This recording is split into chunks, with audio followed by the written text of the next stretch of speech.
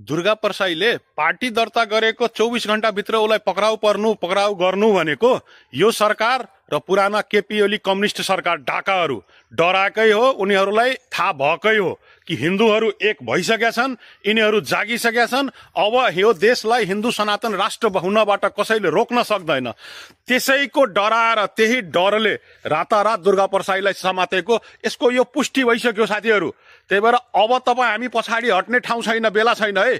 तपाईँ हामी जसरी एकजुट हुँदैछौँ नि, हरेक हिन्दू नेपाली सनातनी साथीहरू, अझ म बौद्ध र किराती साथीहरूलाई भन्दैछु, तपाईँहरूको अस्तित्व मेटाउन डुप्लिकेट बौद्ध र किराती क्रिस्चियनहरू आइसकेछन्।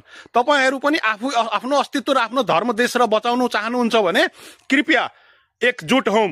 हिन्दू तपाईँहरू पनि हामीसँगै, हाम्रै सबै हामी दाजुभाइ हौं। बौद्ध किराती र हिन्दू मान्ने नेपालका सम्पूर्ण नेपालीहरू एकजुट हौं। र यो डुप्लिकेट यो क्रिस्चियन कम्युनिस्ट अम्बेडकरवादी यिनीहरू जुन जिहादी यिनीहरू जुन हाम्रो देशमा कब्जा गर्नलाई यो कम्युनिस्ट केपी ओली सरकारकै अर्को कठपुतली सरकार, अहिले यो केपी ओलीकै कर्मचारीको सरकार हुन् अहिलेका पनि प्रमाणित भइसक्यो। यसको विरुद्ध बुलन्द आफ्नो आवाज सहित अगाडि बढौं साथीहरू। अब चाहिँ हामी यदि चुक्यौं भने हाम्रो देश पक्का विदेशीले कब्जा गर्नेछन्।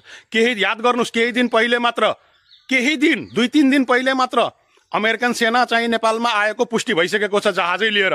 त्यसको केही दिन पछि मात्र दुर्गा प्रसाईले जब आन्दोलन घोषणा गर्न गर्यो नि, त्यसपछि लगत्तै चाहिँ उसलाई समात्नु भनेको यो एकदमै गैर संवैधानिक गैर कानुनी काम हो। यसको लागि तपाईँ हामी आज बोलेनौं भने तपाईँ हाम्रो यो कमजोरीको फाइदा त अहिलेसम्म उठाएर देशलाई सखाप पारिसके। अब अझै यिनीहरू त सोझै अब विदेशीको हातमा सुम्पिन मात्र बाँकी छ के।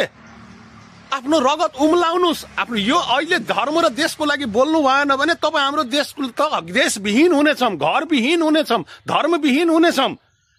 क्रिस्चियनहरूलाई काट्यो मार्यो भने त क्रिस्चियनहरू जाने देश 100 भन्दा बढी छ। परेको बेला मुसलमानहरू भागेर जाने देश 58-59 वटा भन्दा बढी छ। बौद्धको आफ्नै देश छ, यहुदीको आफ्नै देश छ। तपाईँ हाम्रो देश कहीँ छैन कि यही नेपालमै हो, यही मर्ने हो, यही जन्मियौं भने आफ्नो देश र धर्मको लागि अब पनि नउठ्नु भयो भने त तपाईँहरू जस्तो त अब घिनलाग्दो हिन्दू नेपाली कोही पनि छैन होला के। दुनियाँभरका हिन्दूहरूको नाउँमा कलङ्क हुनेछौँ हामी। यो हाम्रो लास्ट अन्तिम क्षण हो। यो त हाम्रो धर्मप्रति त सोझै प्रतिकार हो के दुर्गा प्रसाईलाई गिरफ्तार गर्नु भनेको त।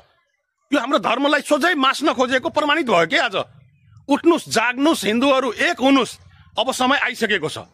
जय श्री राम, जय सनातन धर्म, हिन्दू राष्ट्र नेपालको जय होस्, सनातन धर्मको जय होस्।